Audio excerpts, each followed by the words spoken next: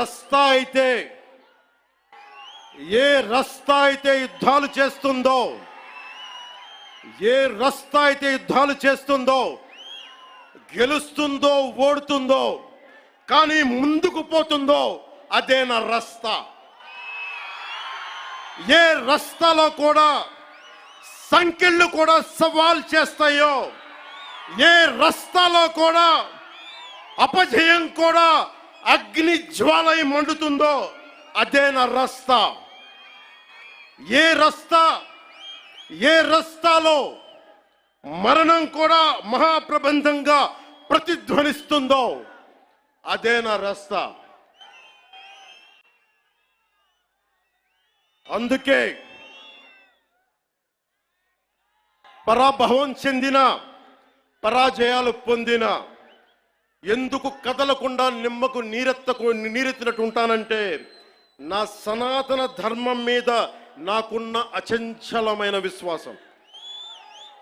ఈ మధ్యన సనాతన ధర్మం ఒక వైరస్, దాన్ని అంతం చేస్తాం అంటున్నారు కొందరు.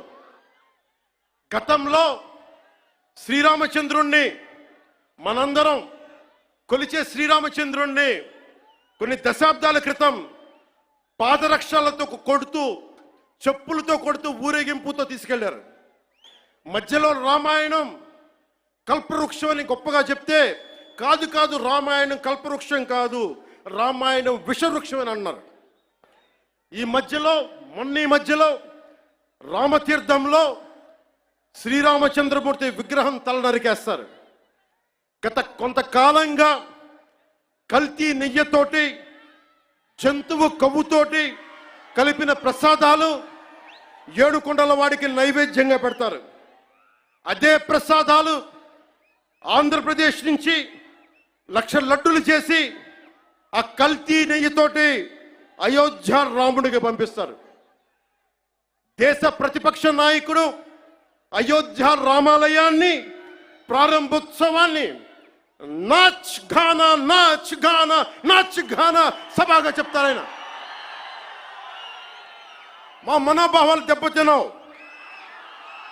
When the honorable opposition leader Sri Rahul Gandhi says Ayodhya ceremony, when he compares to it as a Nachigan Sabha, none of the Sanatani Hindus should not get hurt.